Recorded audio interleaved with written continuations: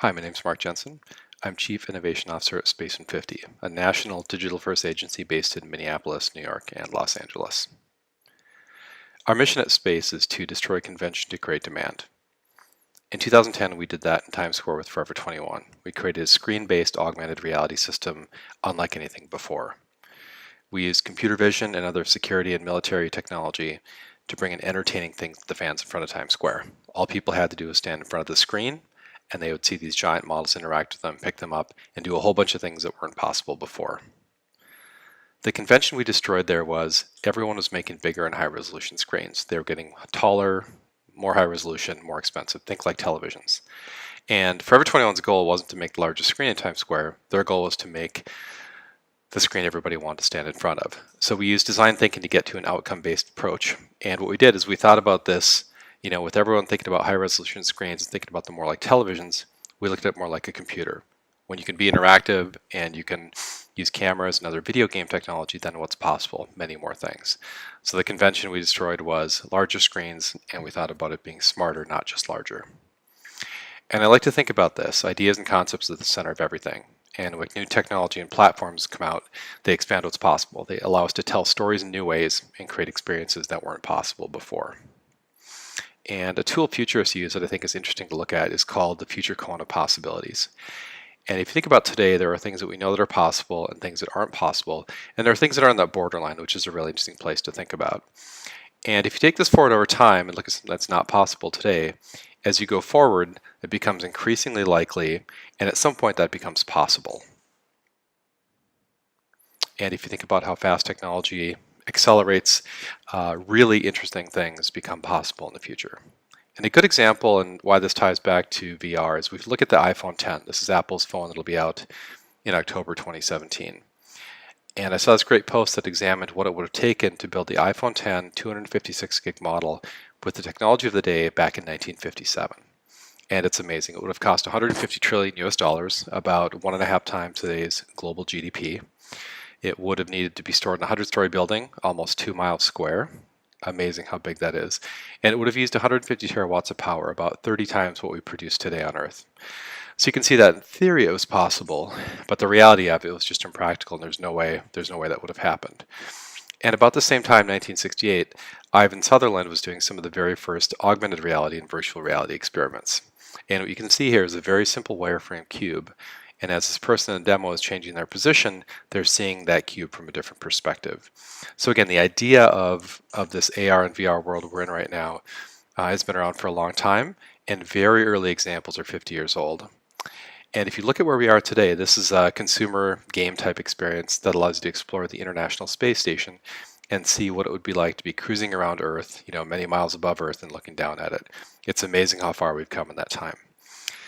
So today I want to talk about virtual reality and augmented reality, and I'm also going to touch briefly on 360 video. And the reason is 360 video, VR, and AR are often kind of lumped together.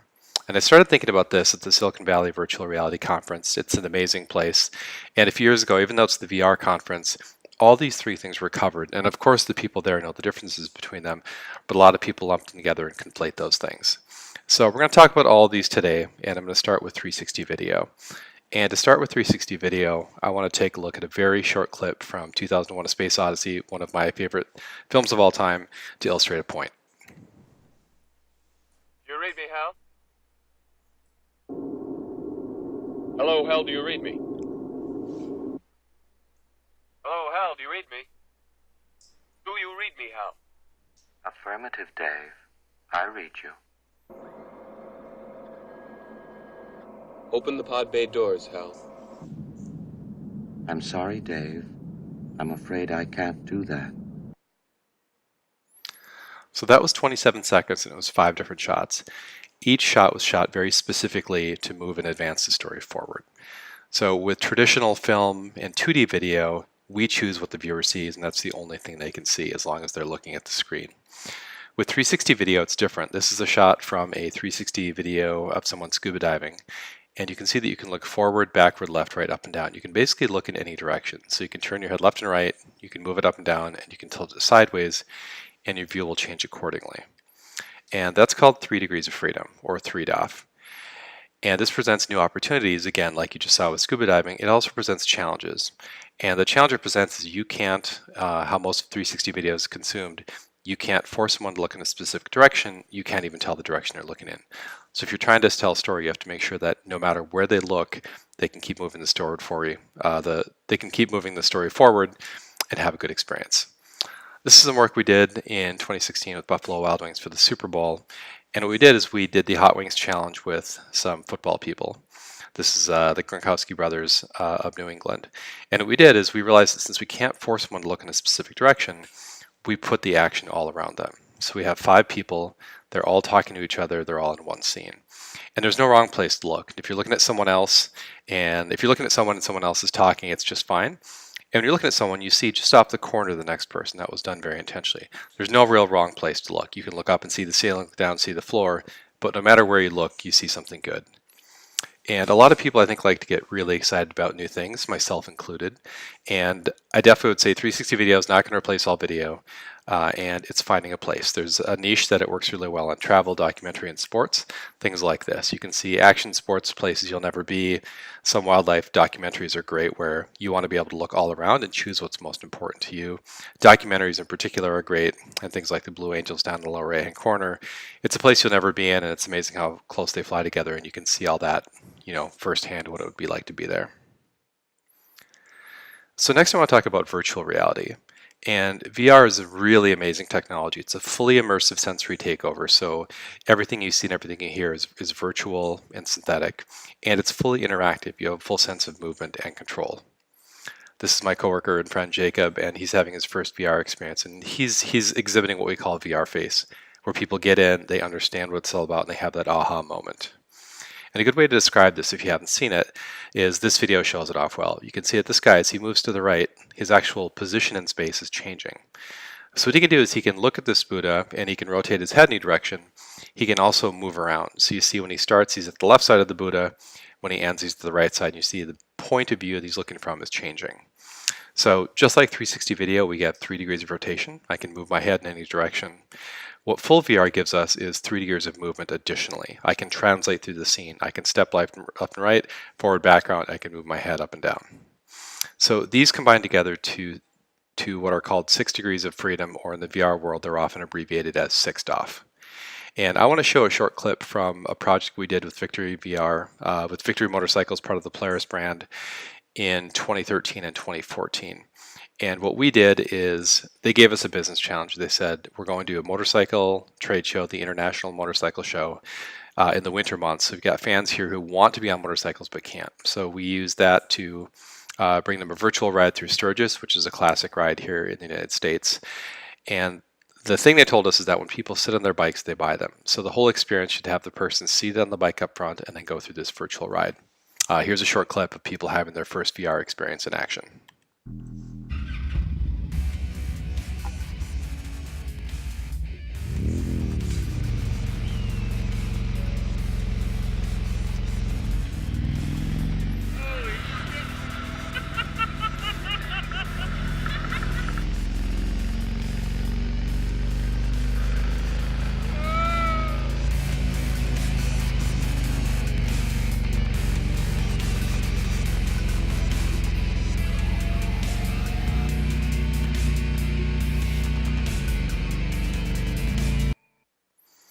And you see people in this experience, they're yelling and they're leaning and they're ducking under things.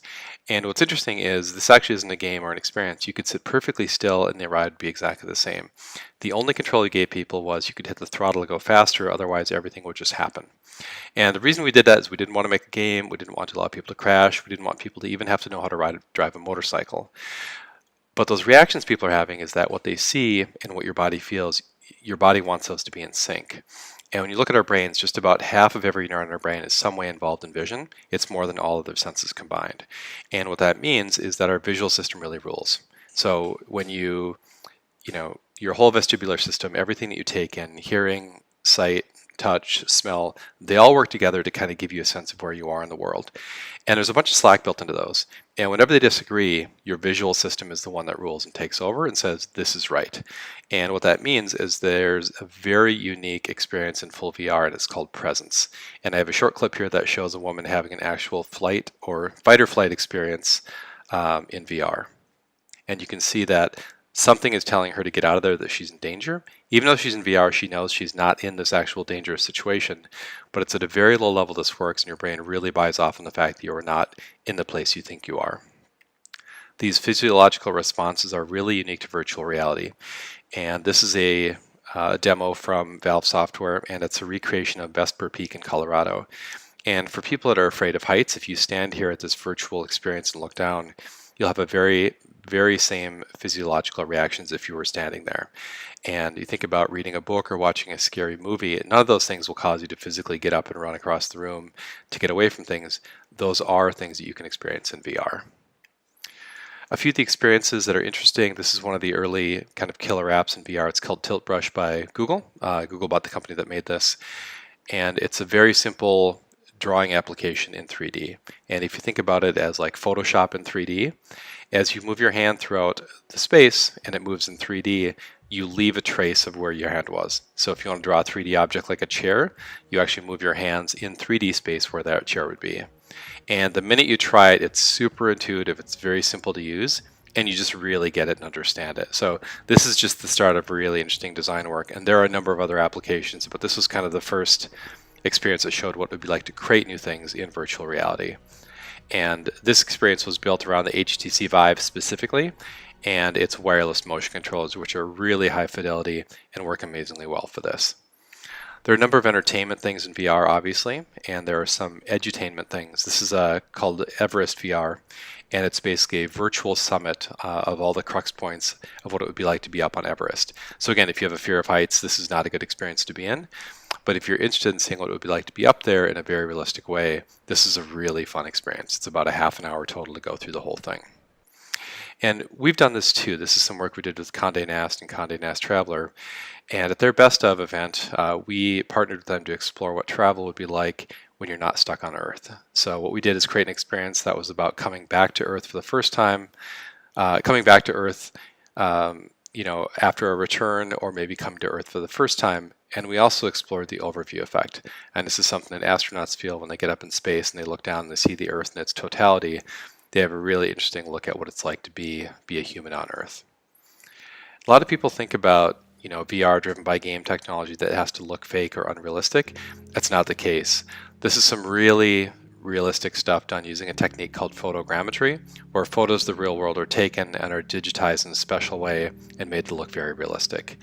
There are other companies in the design space, like McLaren, that are using Unreal Engine and other similar technologies to do design work. And what you see here is a clip of some real-time rendered McLaren cars, and they're using Unreal Engine to power the rendering. And Unreal Engine uses what's called physically based rendering. So you define what the materials are constructed like and how the light is, and then those materials are rendered appropriately. So it's less an approximation and more of a simulation. And what you get are very realistic images. Every year these get better, and what's possible, it becomes increasingly impressive what can be done. And in the design space, we're using this for architecture. This is a recent installation we created in the new US Bank Stadium in Minneapolis, and our client and partner here was Pentair. And this is a water sculpture, and when we were building this, we wanted to see what this would look like to stand under it. So we used virtual reality to basically create this and stand under it and say, what does it feel like to be under here before it was actually built? You only get one chance to build it, and there's no turning back. So putting it in VR allowed us to understand what that was like. We're doing similar work. This is a customer experience that we're creating for 3M, and this is a very early prototype that we used VR to understand how big the space should be, what things should look like, and how they should interact. And this early look at it gave us a lot of feedback on how we should construct the space, and allowed us to make a lot of really good changes early on before it gets expensive to make those changes. Another way we're using this is with some work we recently launched with Coca-Cola in Times Square. And I'm going to play a short clip from the work that we did.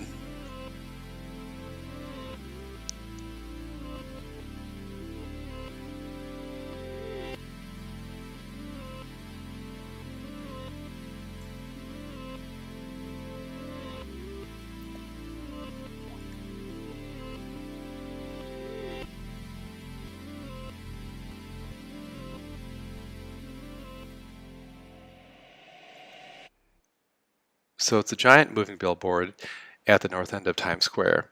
And while this project didn't have anything to do with VR specifically, we actually used virtual reality to understand what this would look like before we built it. How far would those modules have to move? And what would the modules look like from various locations within Times Square? Not an approximation mocked up, but actually physically correct dimensions seen from places that basically show you exactly what it would look like. So again, VR allowed us to make this experience better and to see it firsthand before it was actually built. And I'm cutting this definitely short, but there are really amazing things in medicine, in say exposure therapy and pain treatment, in education, in training and product design, where VR is just an incredible fit. So there's a lot I didn't touch on here, and this is the source of full day talks and multi-day conferences, but I wanted to touch on some of these things at least. And one thing before we wrap up here is it's really important to call out what is VR and what isn't VR. And my definition and the standard definition of VR is that without 6 degrees of freedom, it's not full virtual reality. So in the consumer space, the places that give you full 6 degrees of freedom are the HTC Vive, the Oculus Rift, and the PlayStation VR. And some of the more entry-level or mobile-powered things like the Samsung Gear VR and Google Daydream, while they're really great devices and they allow you to have great experiences, they aren't VR. And I want to call it something else. Specifically, the Oculus Go was recently announced at the Oculus Connect 4 conference.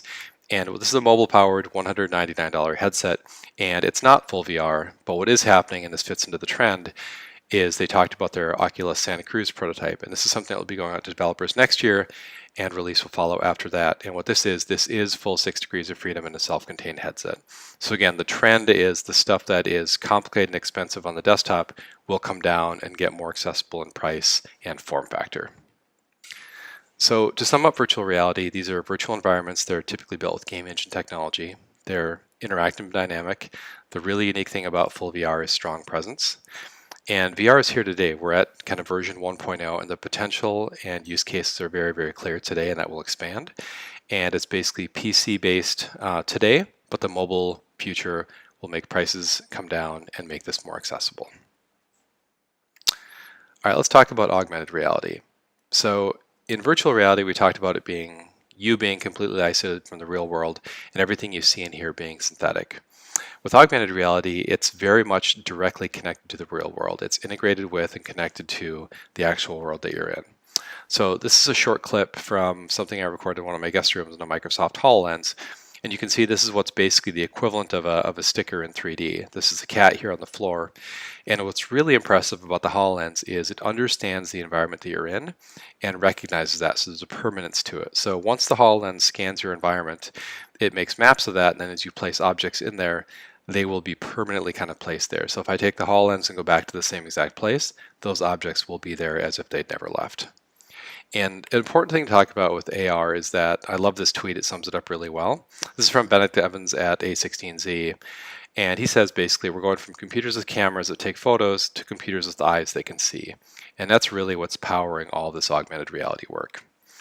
And a good example of our cameras getting smarter is the Pinterest camera. If you use the Pinterest app, you can take a photo of anything, furniture and things it's particularly good at. And you can see these are all 3 chairs. They're very different style of chairs, but it understands what they are. And this is the kind of stuff that powers a lot of the stuff we're talking about here in AR.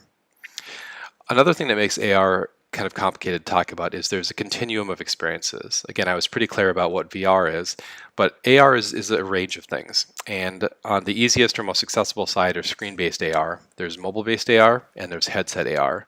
And I'm going to talk about all these. So the screen-based AR is like the work we did for Forever 21 in Times Square.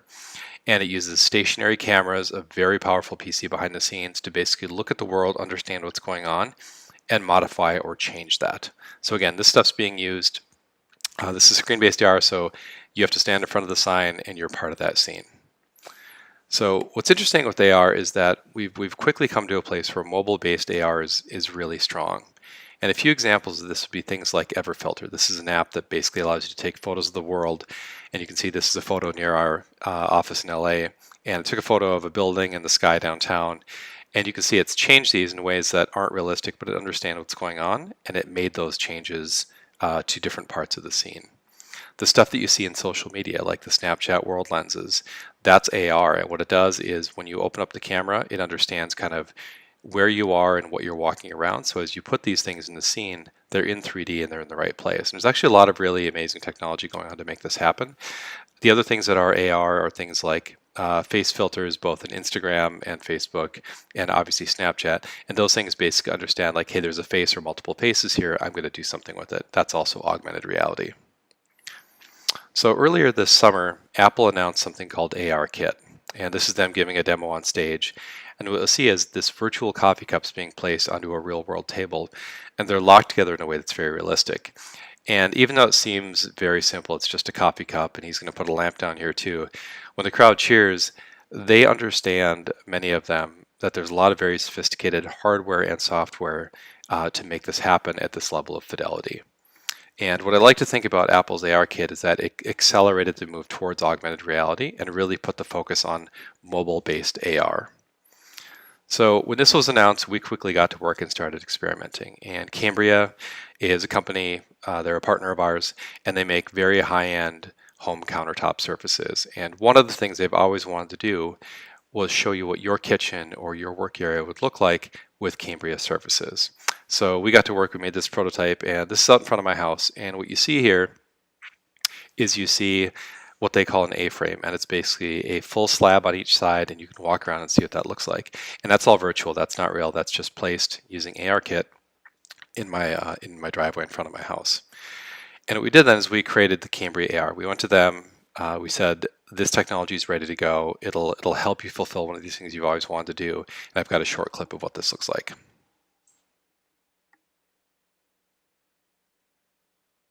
There's 3 steps. One is the ARKit software needs to scan your environment to understand what's going on.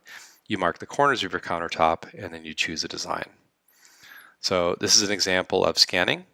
So tap to start scanning, and what's happening right now is as you move around, there's a number of sensors, including the camera and other sensors inside, that detect inertia and movement. And what they're doing is they're starting to gain a grasp of how big the world is I'm moving in and what's in front of me. And you'll see those planes start to go down, and those basically show you this is a flat surface. Once we're set and we understand the world enough, what we're doing is we're setting 4 points down here. You'll see 1, 2, 3, 4. And as soon as that's done, you'll get kind of a preview of where this area would be. And then when I hit go, you'll see that this countertop is replaced with a virtual version in one of their many designs. So again, very simple interaction, but it goes from an abstract thing of seeing what this product would look like in someone's kitchen to your kitchen. And if you look through some of the examples we've done, if you were just scanning through someone's camera roll, it's not obvious that these aren't real, and the fidelity will only increase over time. So we're really excited about this. It's a simple start, but there are really great use cases, including this one.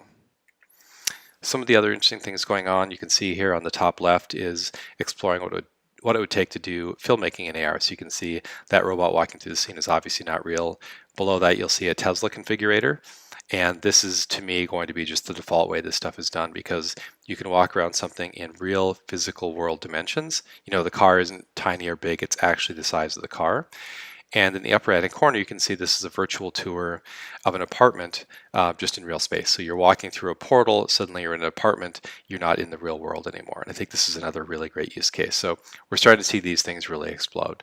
So Apple announced ARKit early summer, launched it with iOS 11 recently, and it's really pushed forward this mobile-based AR. And Google isn't sitting still, and they've been in the AR space with Project Tango and other things for a long time. And as soon as ARKit was announced, they announced AR Core and released something very similar to Google Pixel phones and high-end Samsung S8 devices. So again, not on all the phones, and it's in beta right now, but it's coming out, and it will be feature to feature very similar to ARKit, and we'll see where those both go. But again, this is bringing AR Core and ARKit are bringing AR to the masses. The estimated install base for iOS devices that are capable of running ARKit is something like 120 to 140 million devices right now, up to 200 million by the end of next year. So very, very high numbers right away, basically overnight. So on the continuum of AR, the part that everyone kind of thinks about traditionally is headset-based AR, the kind of thing that you'd put on your head. And 4 of the big players in this space would be the Microsoft HoloLens. They've been at this for years. The Meta 2, we just received one of these, and it's really a good step forward. Magic Leap is a company that is very well funded in venture capital, but very secretive about what they've been doing. And Daiquiri makes a range of headsets that have different levels of fidelity. And there are many more, but these are 4 of the big ones. And what you see here is more what's going to be possible in the future and less what's possible now. All these, while they are capable of great things, all these come with compromises now, but of course that will get better over time. And what makes headset-based AR really challenging is things like the form factor. If you want to put something in your head, we all know how Google Glass went, and even though it had interesting technology in it, people just weren't ready for that yet. Also, the payoff wasn't really there. If it's something that's mobile, it's going to have great power and be able to be powered for a long time. And also optics. We're really good at making phone screens and making incredible mobile phones. Making optics that you look through or that project something directly in your eye is a much trickier problem. I have no doubt we'll get there, but it'll be a while. And if you think about your phone, the interface we have on our phone is generally touch-based. And if you don't have a screen in front of you and you're looking through, say, lenses or contacts or something like that, the user interface is going to be via gestures in your hands or voice. And those interfaces, while they're improving quickly, are definitely not, fully matured and baked at this point. And there are just physiological issues too. Looking through things is harder than looking at a screen. Again, all these will get taken care of, I have no doubt, but it may be a while for the headset-based AR to get here. So I like to think about AR like this. We're at the kind of stage 1 where we have these dedicated professional headsets and devices like the HoloLens, the Meta, the Daiquiri, the upcoming, and the other upcoming devices. And we're making this move towards mobile screen-based AR. So things like ARKit and Google's recently announced AR Core. And this is going to put AR in the hands of hundreds of millions of people and help us understand the language and kind of what makes the most sense. As we get kind of increasing scale here, we're going to get to mobile tethered headsets. It's really easy to think about having a set of glasses that are powered by your phone, connected to your phone, but your phone's the kind of power there, and then ultimately get to a standalone headset. And I believe, many people believe, that AR will be the next global computing platform. It was PCs at first, then mobile, and then AR is next. And that's a reason why Apple, Google, Facebook, Amazon, Microsoft, all the big tech cos, and many, many other challengers are working on augmented reality. So to sum this up, augmented reality is interactive. It's connected to the physical world. So unlike AR, you actually see the physical and virtual worlds connected together. There's a continuum of AR. There's the screen-based, mobile-based, and headset-based. We're in early days here. We're in the formative years of figuring out what the good use cases are. The businesses haven't been built yet, but we know there are a lot of things that seem to make sense, and we'll find even more as this becomes more ubiquitous. And there's no doubt, to me and many others, that AR will be the next large global computing platform. Okay, so to sum up some takeaways here, I would say VR is here today. It's a very intentional use thing, much like PCs or game consoles. This is something you go and you sit in front of and you take it in. Gaming, architecture, design, medicine training are all really great uses for this. And it's special gear today, a few $1,000s for a really good experience, but that cost will go down and the form factors will get much easier to use, and that will happen very quickly and is happening very quickly. In AR, we're in early days. The leaders and best practices are not yet set. There are things that make a lot of sense, but there are things we haven't thought of yet. There are a continuum of experiences, again, from screen-based to mobile-based to headset-based. And again, AR is very likely going to be the next large computing platform. And one interesting thing to keep in mind when you think about AR and VR is the rapid increase in fidelity. If you look at video games and special effects in movies, it's amazing how realistic they've got. And we'll get to a point where the realism will be indistinguishable from reality. These are just some things rendered up in real time in a game engine, in Unreal Engine.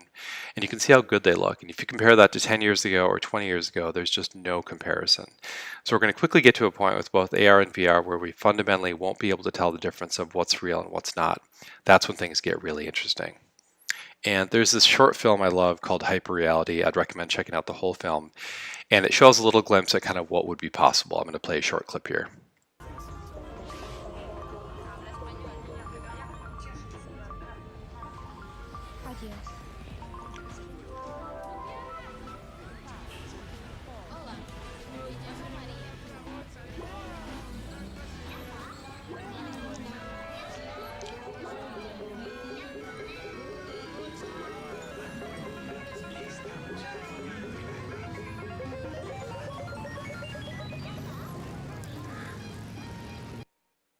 Now, a lot of people look at that and go, there's just no way that'll happen. And I will say, like, whether or not it does go down like this, again, this isn't the future I want, but everything that you see in here is absolutely technologically inevitable and will be made possible. It probably and likely will not be just like this, but everything you see here will be possible. And for people that say no way, I would say take a look at Times Square today. If you took someone from 100 years ago and brought them to Times Square today and said, this is what it's going to look like, there's no way they would believe you, but it's true and it's happening. And again, the things we talked about at the beginning about how fast technology improves and what is impossible in the past becomes possible today will happen. And I would say this, the final takeaway would be AR is the next big computing platform. We're in the very early formative days, and the companies and brands that get a hold of this early, understand what makes the most sense, will be the ones best equipped to deal with this future. Feel free to reach out. We'd love your feedback, and we'd love to talk more. Thanks.